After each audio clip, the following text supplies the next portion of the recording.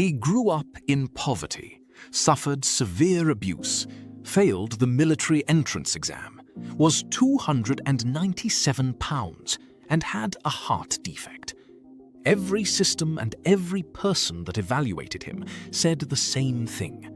You are not the kind of person who succeeds. He decided they were wrong. David Goggins did not have better genetics, better resources, or better circumstances than you. He had one thing, a specific psychological method for overcoming his own mind. This video breaks it down completely. Watch until the end, or keep letting your mind win. Lesson 1. The Accountability Mirror. The story.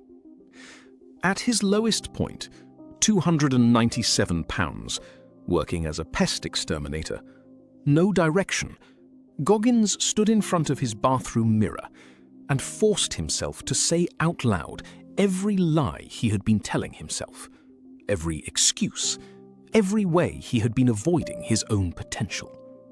He called this the accountability mirror, a daily practice of radical self-honesty that became the foundation of everything that followed. The psychology.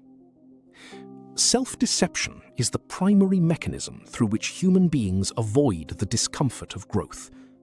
The brain generates justifications, rationalizations, and narratives that make inaction feel reasonable.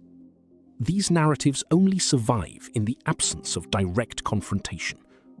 The moment you force yourself to state them out loud, to yourself, to your own reflection, most of them cannot survive the exposure. The lesson. 1. Identify one area of your life where you have been telling yourself a story that makes your current position feel acceptable. 2. State that story out loud to yourself. Literally say it in words to your own reflection. 3. Then ask, is this true or is this comfortable? Lesson 2. The 40% Rule. The story. During his first attempt at Navy SEAL Hell Week, the most physically demanding military training in the world, Goggins developed a theory based on his own experience. When the mind sends the first signal to quit, the body is operating at approximately 40% of its actual capacity. The remaining 60% is locked behind a psychological gate that most people never open. The psychology. This is not a metaphor. It is consistent with military performance research and subsequent neuroscience on perceived exertion versus actual physiological capacity. The feeling of "I cannot" arrives long before actual physical incapacity. Goggins' method is to treat the first quit signal not as information about his limits, but as the beginning of the real work. The lesson. 1. The next time you feel the urge to stop in any domain, name it. This is 40%. I am not even halfway. 2. Commit to one more unit of effort past that signal. 3. Repeat until the gap between perceived limit and actual limit becomes a familiar tool. Lesson 3. The cookie jar. The story. Goggins developed a mental technique he calls the cookie jar, a mental inventory of every difficult thing he has ever accomplished, every obstacle he has overcome, every moment he chose to continue when everything in him wanted to stop. When new challenges threaten to break him, he reaches into the cookie jar and pulls out evidence that he has already survived worse. The psychology. The brain's threat assessment system evaluates new challenges against historical evidence of survival. If the evidence inventory is empty, if you have never deliberately put yourself through difficult things, the brain has no data to work with and defaults to maximum threat response. Building a deliberate inventory of survived difficulty is the fastest way to recalibrate the threat response system. The lesson. 1.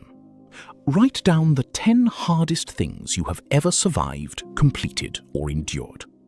2. Keep this list accessible, physically or mentally, for moments when new difficulty feels insurmountable. 3. Before quitting anything, consult the list. You have already survived things that felt impossible. This is more evidence for the same conclusion. Lesson 4. Callusing the mind. The story. Goggins deliberately seeks discomfort, not because suffering is noble, but because the brain, like the skin, forms calluses where it is repeatedly exposed to friction. A calloused mind, built through repeated voluntary exposure to difficult things, responds to pressure the way calloused hands respond to rough work, without flinching. The psychology. Stress inoculation, the deliberate, graduated exposure to difficult conditions, is one of the most evidence-based methods in performance psychology. Military special operations units use it systematically. The brain that has been repeatedly exposed to controlled discomfort does not treat new discomfort as an emergency because it has evidence that discomfort is survivable and temporary. The lesson. 1.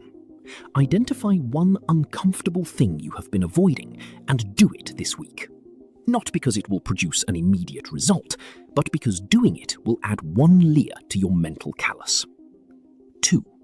Increase the difficulty slightly each week. 3. After 90 days, evaluate how your baseline response to discomfort has changed. Lesson 5. Taking souls. The story. Goggins describes a method he uses in competition and in life called taking souls, the deliberate decision to perform so far beyond what anyone expects of you that it psychologically breaks the people who doubted you or competed against you, not through aggression or confrontation, through pure, overwhelming, undeniable performance. The psychology. The most powerful response to anyone who has underestimated, doubted, or dismissed you is not argument, it is achievement that cannot be disputed. Performance that exceeds expectation by a large enough margin creates a psychological shock in observers that is more devastating than any verbal response could be. It also removes the need for external validation because the result speaks without requiring you to defend it. The lesson. 1. Identify one person or one situation that has underestimated you. 2. Decide, not out of anger, but out of clarity, to perform at a level that makes the underestimation absurd in retrospect. 3. Let the result be the only response you ever give. Goggins did not have advantages. He had a method. And the method is not a secret. It is in this video. The only question is whether you will use it or file it away with every other piece of information that has not changed your life yet.